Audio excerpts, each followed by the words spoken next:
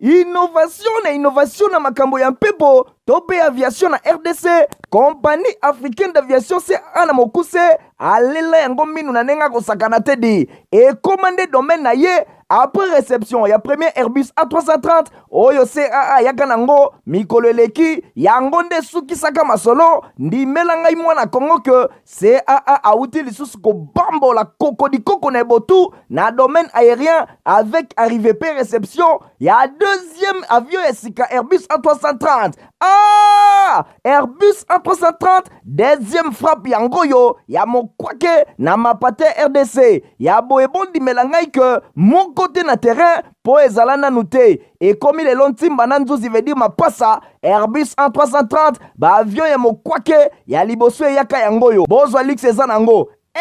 neti soki omatio kita na ote po confort nango eza na ba angle nyonso kobanda na bakiti na couloir na first class na classe économique et bongo bozo ya mibale yango yo nyonso eza na excellence pe noblesse moko hors pair boyeba pe bosimba ke Airbus A330 eza ba marque ba avion oyo bomodaka na international ba compagnie aérienne de renom pe crédible nde basalelaka yango bokokuta yango na bamboka lokola Allemagne veut dire na Machaft pe ba pays européen ebele kutu batu ya baaffaire pe mingi ya minene na monde mingi basalelaka yango po na kitoko pe bopeto na luxe na yango surtout mécanisme ya sécurité eza nango chaque siège ndenge kaka boza komona eza na mwa mini télé oyo kotalela bafilme ennui, fatigue, okotika la koyoka yango te USB na pointe pour na chargement ba téléphone tope ba utilité mosusu Airbus A330 ya mibale ya CAA ekomi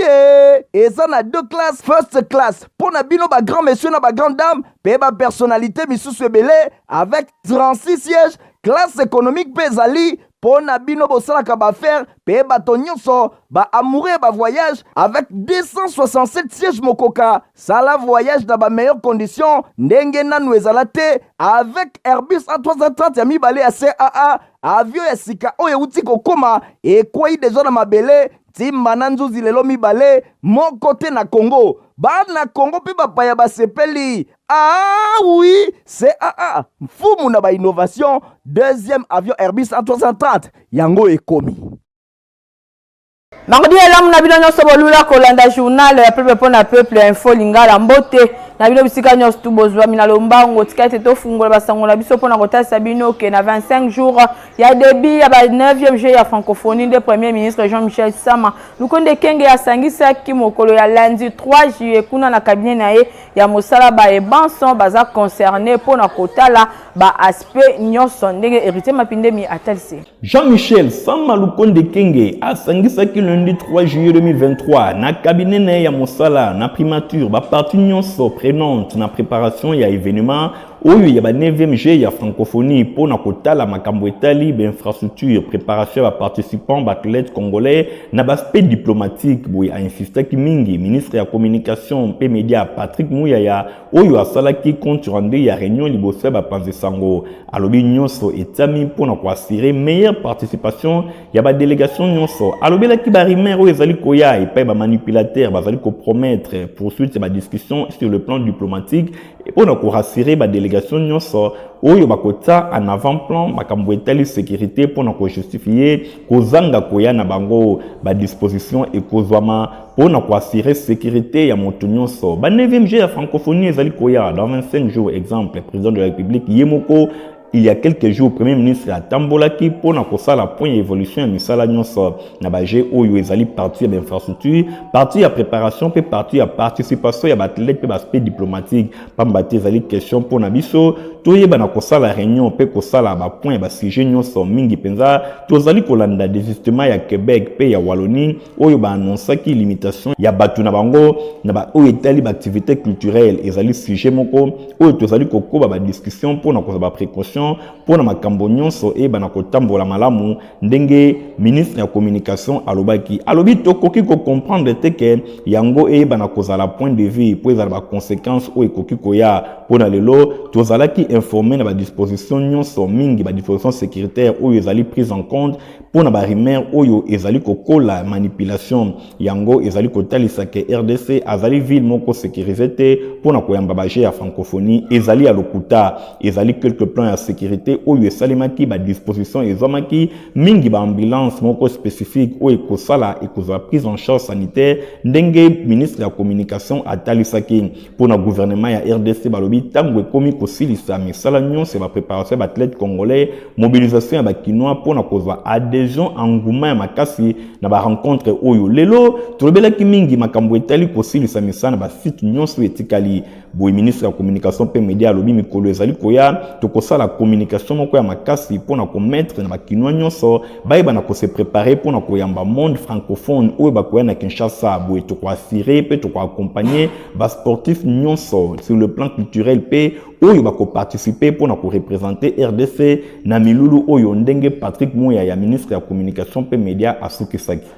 na basola seni bosengali koyeba ke président ya commission électorale nationale indépendante seni na mokuse mwana mboka Denis Kadima Kazadi ayambaki mokola lundi 3 juillet kuna na cabinet na ya mosala président ya Nouvel Élan ezali bongo Adolphe Muzitu bolanda ba détail nango elongo na Stéphanas Kande pe héritier Mapindemi. Liboso ba position tranchée ya ba composante ya opposition Denis Kadima Kazadi aponi nzela ya convocation ya électorat pour la députation nationale option consensus pour la principe ya ouverture oyo komema koyoka pe kozala à l'écoute ya batu nyonso. 3 jours après groupe, il y a 4 leaders et opposition, Martin Fayoulou, Augustin Matata Pogno, Delis Sanga, et l'ongona représentant à Moïse Katumbe, Nzela et Yaki et Paya Adolphe Muzitu, Kobeta Masolona numéro 1 ya centrale électorale pour na le processus électoral en cours pour na chef ya gouvernement Alobi et Zali Libande à la question qu'organiser scrutin le 20 décembre 2023 sans qu'on recenser ba électeurs ya territoire ya Kwamut Masisi, Ruchuru, oyo bazali confronté na ba défi sécuritaire. Alobi balingi enrôlement et salima na 3 territoires ezali concernés. Amoni que église catholique bakoki ko aider bango parce que na ba parti oyo ezali contrôler et pas ya ba rebelle, ba institution ya église ekoki ko permettre ko assurer surveillance et enrôlement pour na ba élection et salima. Pour na bango alobi fichier électoral il y a plus de 43 millions d'électeurs provisoires. Yango ezali kozwa en compte te électeurs ya ba parti oyo ya province mibale Maindombe pe Nord Kivu kolongola ba territoire oyo ezali bongo kondima balkanisation oyo ekoki pe ko modifier corps électoral. Président ya Seni amekaki ko expliquer que bango bazwaki en compte ba électeurs wana na kokotisaka bango na nzela ke ba organiser identification pe enrôlement na tango ekoya tango situation ekokoma calme ndenge ancien premier ministre alobaki na bapanze sango a douté na respect ya délai constitutionnel pour na centrale électorale au regard ya makambo etali financement ya processus gouvernement azana difficulté a monique respect ya délai constitutionnel et kozala respecté te pour na likambo etali misolo alobi azana impression que gouvernement azali bosso ya 500 millions de dollars américains oyo auti ko bénéficier na institution ya Bretton Woods mingi penza moitié ekoki ko pesama na ba question sécuritaire pona ye alobi moitié oyo ekoki ko tama na disposition ya Seni ndenge Adolphe Muzitu atalisaki. Adolphe Muzitu azali ko taper en cause loi ya répartition ba siège oyo ezali déjà promulgué azali ko juger yango non consensuel composition ya Seni. Et sur le plan ya makambo etali opinion akumisi ba consultation oyo ezali ko benda inclusivité pe ya monique ekopesa nzela na formalité pour na Seni ayeba na kolongola ba doute na crédibilité na nzela ya ba solution consensuelle.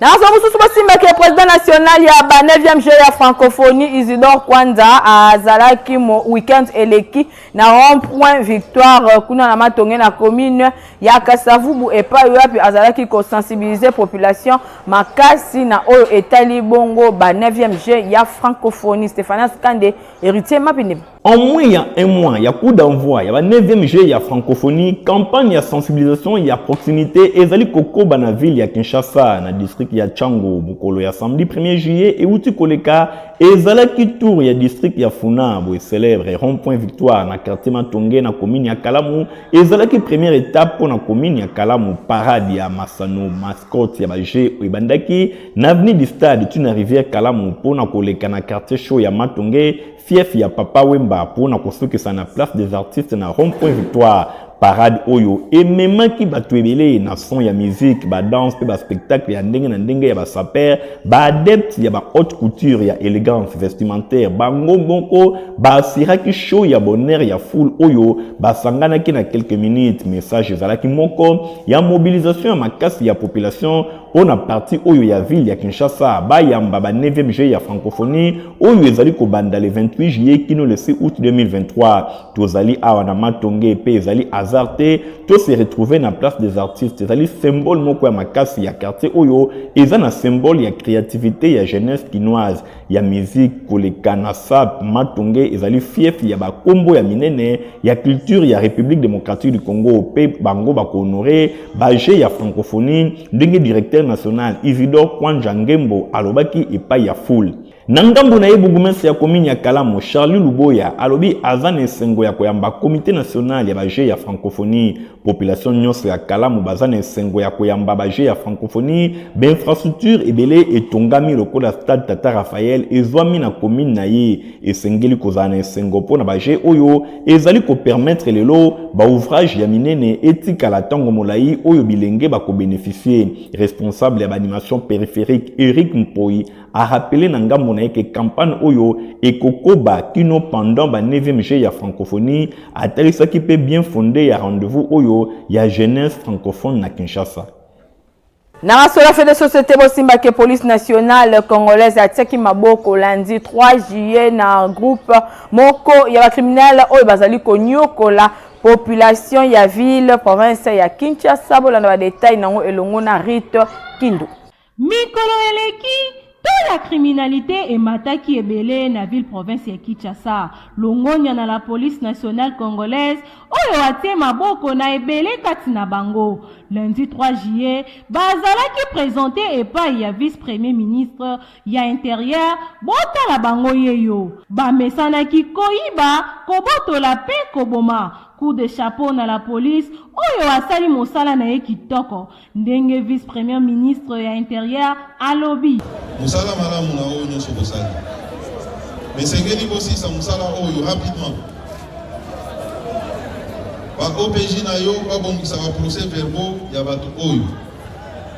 le plus rapidement possible ba déférer bango na parquet. Nangabu ya population oyo bazalaki présente ba reconnaître quelques bilongi ya ba criminels. Na zonga na boye ba mani bakangi bango eza mani na Izaki na mususu wana batengelenga kombo ya bango baza 5 wana omoni bango wana na barumbu bazana na nini na Croix Rouge bafana na Croix Rouge kota wariyu poko wariyu bango ne ba criminel babomelinga mwala la 25 ba autorité ya mboka basengi na ba nyonso oyo ba reconnaître bilongi oyo bakende ko déposer ba plainte na bango pona kosambisa bango. La police kolembate kaka boye pona kopemisa population ya Kinshasa trop c'est trop mosala na yo yangoyo. Kakaseri eza kokoba se kokoba makasi na ville province ya Kinshasa na ngambo ya ba roulage moko aweleli volant na chauffeur na tongo ya mardi 4 juillet na croisement ya avenue Chaba pe enseignement kuna na commune ya Kasavubu heureusement mutu ata moko te akufi témoin ya événement domi bendelo ngwanza pe Rite Kindu. Tracasserie ya baroulage na ville province ya Kinshasa eza lisusu eloko ya kolobela te malgré oyo ezali kolobama kasi baroulage bazaka kako demeurer na matoi mangongi botala bino moko likama oyo esalami na tongo ya mardi 4 juillet na croisement ya baveni Chaba pe enseignement na commune ya Kasavubu jeep oyo bozomona et se retrouver na caniveau motif eza que chauffeur na roulage baweleli volant voilà roulage yango mutu kayo kona na niveau roulage ndio wala mutu na roulage na mbala moko tango population ba intervenir roulage abandi kokima chauffeur alobi pe akotika ete ensemble na population balandi roulage pe bawololi ye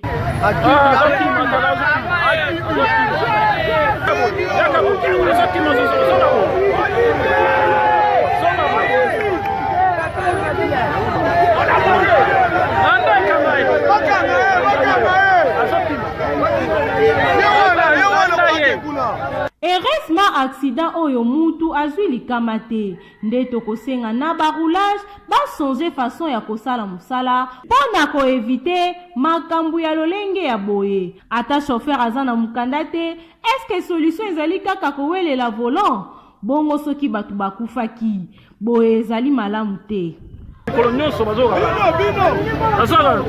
Fondation Zowi to sungana weekend eleki bakendaki kosala adhésion na bango na parti CEDER oyo ezali ekamamaka bongo epa ya autorité morale nango Jean-Lucien Boussa. Témoin ya événement Christian Kengebeni. Jean-Lucien Boussa, président.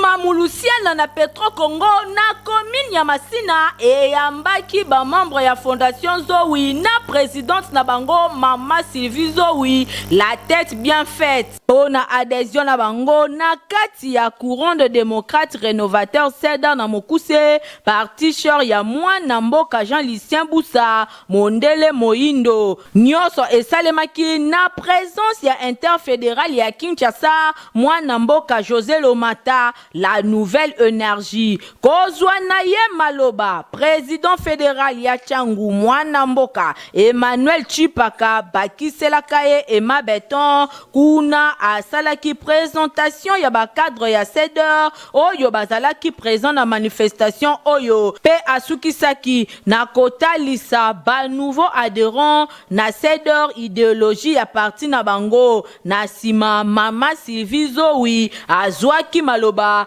pona ko remercier autorité morale ya CEDER na mbala moko epesaki nzela na adhésion massif epai wapi la nouvelle énergie José Lomata alatisaki Mama Sylvie écharpe désormais Fondation Zowi na arche ya CEDER.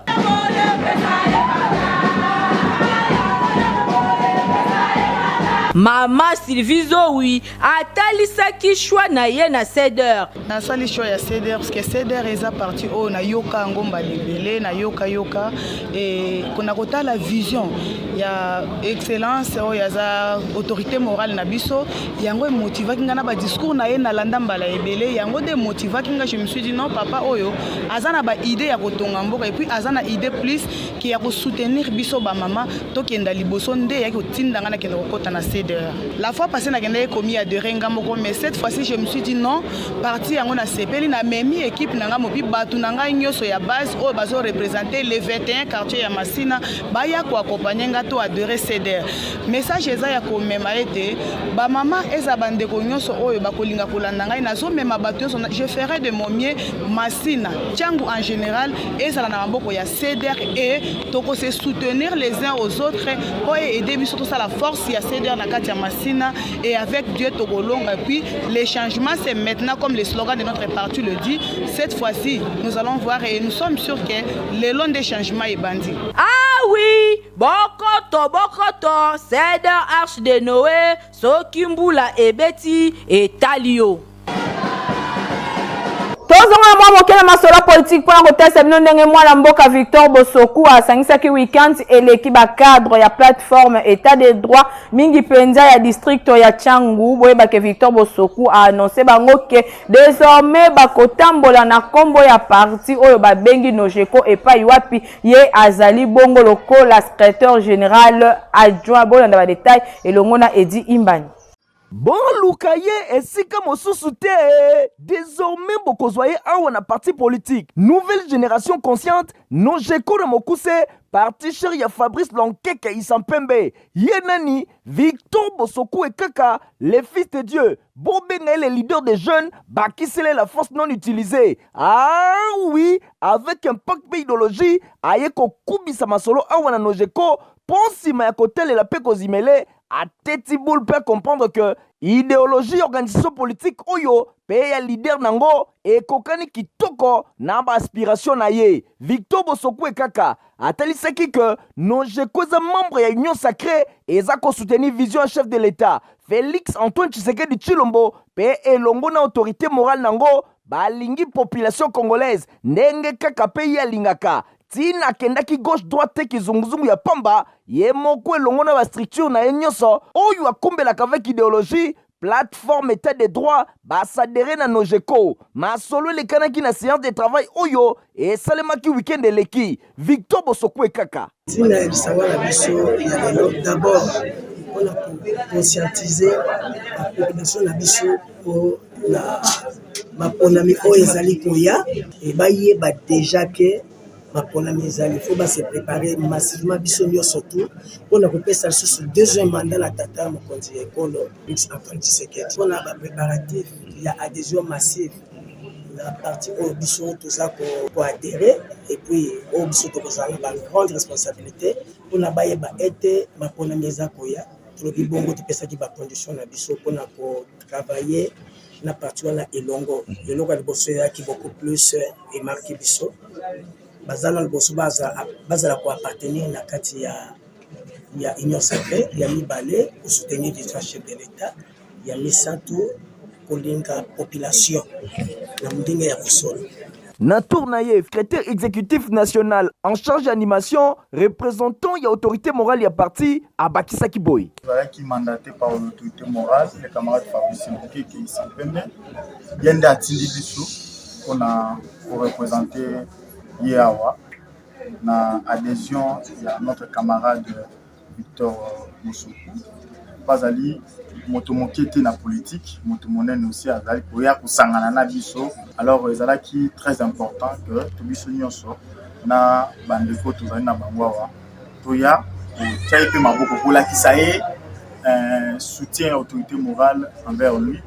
et combien l'autorité morale lui porte à cœur et combien il lui considère. La force non utilisée, Victor Bosokwe Kaka, les fils de Dieu, les leaders de jeunes, les désormais secrétaires exécutifs national en charge de l'implantation, mobilisation et recrutement, à Kani comme Makoko di Koko na soutien Kuba, na Nojeko be na Tata Mokonzi Ekolo, Félix Antoine Tshisekedi Tshilombo, ba cérémonie adhésion, ya ba structure nyonso ya Victor Bosokwe Kaka, la force non utilisée bobengaye, oyo akumbelaka ekosalema na ba district nyonso ya Kinshasa changu nde kofongola masolo weekend ezali koya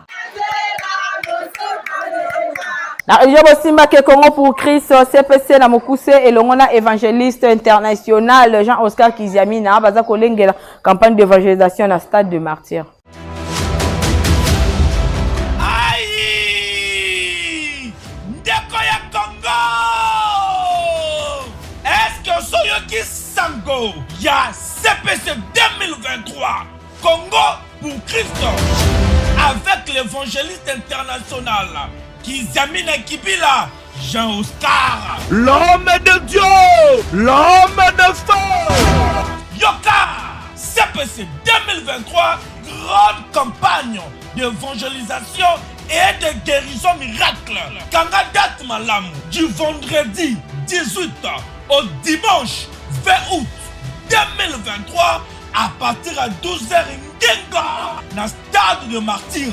Et c'est le seul rendez-vous. Il y a prière pour la mboka, et prière pour la famille. Blocage, stérilité, paralysie, malade et oumeli. L'évangéliste international Kizamina Kibila Jean-Oscar Alobi, si ton Dieu est mort, et c'est le mien pendant 3 jours à CPC 2023 dans le stade des Martyrs. Kobo Sanate, conférence des ministres, des serviteurs et servantes de l'Éternel du 15 au 17 août 2023 dans le quartier général. Il y a ministère la puissance du nom de Jésus-Christ. Oyo et Zoami, na croisement Capella et chaussée de Kimweza numéro 8, quartier Yolo Sud, commune à Kalamu, référence Maître Toro. Ah! Bon à CPC 2023, Gana Zangate. Saïd de fête, le débonheur na commune ya Kalamu eza cadre moko agréable pour na ba fête na binope mariage anniversaire pe bongo na bongo domi bende longwanza Michael Bustoto. eye ya bino bana mboka yango yo ofandaka na étranger to awa kaka na Kinshasa solution hébergement pour na bino yango yo emonani di tuna ngai nini les déboneurs yango yo véritable flotte ya mpifo ya mokwake deja kobanda na couleur ya pamba ndenge ka bozomona enga ye bling bling na ndenge ya nyama ebongo zwa sikoyo bachambre luxe pe noblesse na ndenge ya deux fois te na les débonnaires bokozwa baappartement ya chambre salon équipé to meublé na kati bokokuta nyonso ezali bambetu ya mokwake mosuni mwete neti mpose na salon bokozwa bafoto ekuba plus sale à manger ata oyambi na o bapaya awa okomitungisa ta moke te po bakozala suka na lezi ya kosakana te cuisine ya kitoko ya mokwake ndenge boza komona ezali na kati mpo na belubu bondimela ngai ke ata boza couple to famille bokoki kovanda na baappartement oyo kitoko esili te bachambre simple mpe ezali très bien équipé nyonso eza na batoilette mpe badouche ya propre okoki kolia kuta ta na kati nzinzi aleka te di basplit eza na pointe malili neti na pôle nord bondimela ngai ke baappartement ezala nango na kini kasi ya le débonnaire ai bazwi wapi di chambre dot elingi kolobaki tozoyamba biso eza na bachambre tozoyamba bapaya bazouta libanda ya mboka oyo bazouta na Europe oyo bazouta partout na monde mpe oyo bazouta na Congo kaka démocratique na baprovince bachambre oyo toza na mposa toya famille boza desite ezali soki oza loge awa okonyokoma te soki bilamba ekomi osali te mpo buanderie ya le débonnaire eza na pointe avec bamachine à laver ya mokwake courant ate ekei Kinshasa mobimba awa baza na groupe électrogène mbala moko edémarre bokanisi esili tintin oza na fête ya mariage ya anniversaire n'importe quelle célébration to baconférence mpe baréunion misusu le débonnaire etili bino koko na sale ekuba ya luxe koleka luxe yango moko mpo na succès mpe réussite baévénement na bino kasi tunanga le débonnaire eza wapi Prince Victoire commune ya Kalamu en diagonale ya district mpe maison communale mosika te na rond-point Victoire oza mobimba di le débonnaire po te kwei na kati ya kini ingeta Protivap eza potopoto kitoko équipé acheté ozala mokolo to mwana bino nyonso bosengeli komela yango Stéphane Skande. Ah merci ya bwinde bana nyonso baza kuringa à la pochette.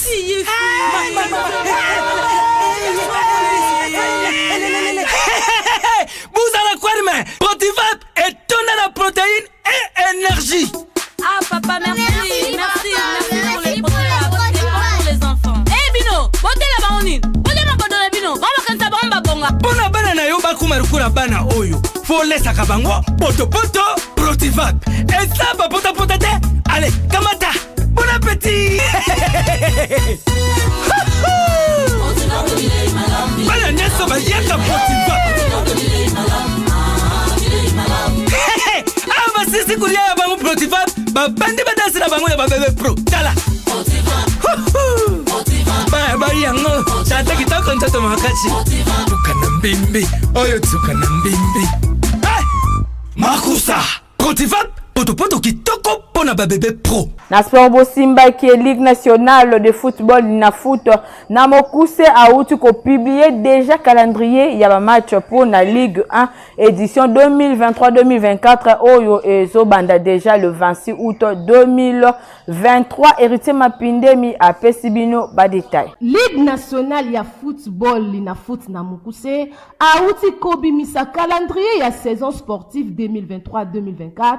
oyo ya Ligue 1 ekobeta ma saison oyo na deux groupes. Groupe A ekobetama na ville ya Kinshasa, pe groupe B na ville ya Lubumbashi. Po na ba match ya première journée na groupe A nyonso ekobanda le 26 août 2023. FC Celeste ekobeta na 13h na Aseku ya Sport. Na 15h Étoile du Kivu akokuta na Maniema Union. Kaka le 26 wana As Vita Club akobeta na As Vutuka ya Bandundu. Le 27 nde FC MK akobeta na Bukavu Dawa. AC Rangers akoyamba FC Renaissance. PDCMP ako clôturé première journée na kobeta na JSK.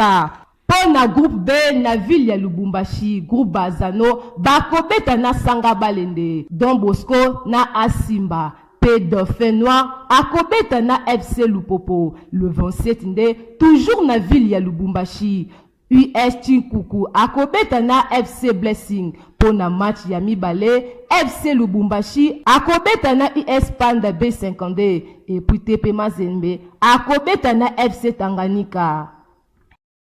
Info lingala ya mardi 4 juillet yango ekomi na suka. Merci mingi na uti kindu wazaki na édition papa zaki assisté et pa ya Naomi Wonda na sima caméra tozaki na Igong Singi montage sima maki na Fabrice Lundo mi journal ya pepe pona pepe zaka supervisé et pa héritier mapine bande kuboti kala malam. Au revoir.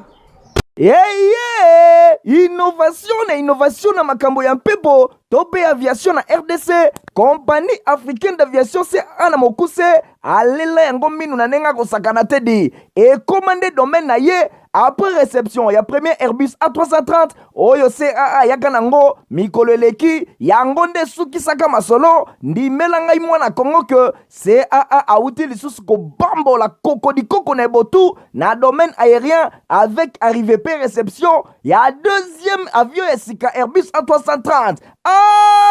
Airbus A330 deuxième frappe yango yo ya mokwake na mapate RDC ya boebondi melangai ke mon côté na terrain po ezalana nute et comme il est longtemps bananzuzi veut dire mapasa Airbus A330 ba avion ya mokwake ya liboso yaka yango yo bozwa lix ezanango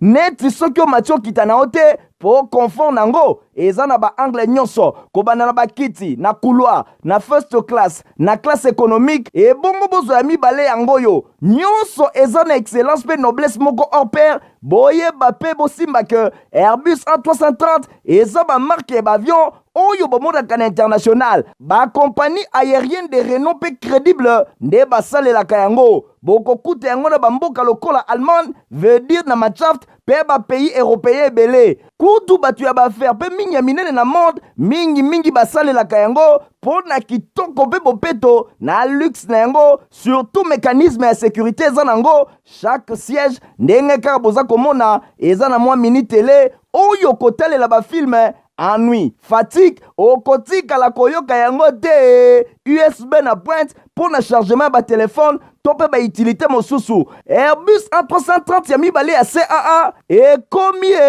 eza na deux classes first class pour na bino ba grand monsieur na ba grande dame pe ba personnalité misusu ebele avec 36 sièges classe économique pe zali pour na bino bosalaka ba faire pe bato nyonso ba amoureux ba voyage avec 267 sièges mokoka sala voyage dans ba meilleures conditions ndenge nanu ezala te avec Airbus A330 ya mibale ya CAA avion ya sika oyo uti kokoma ekwei deja na mabele timba na nzuzi lelo mibale mon côté na Congo bana Congo pe bapaya basepeli oui CAA mfumu na ba innovation deuxième avion Airbus A330 yango ekomi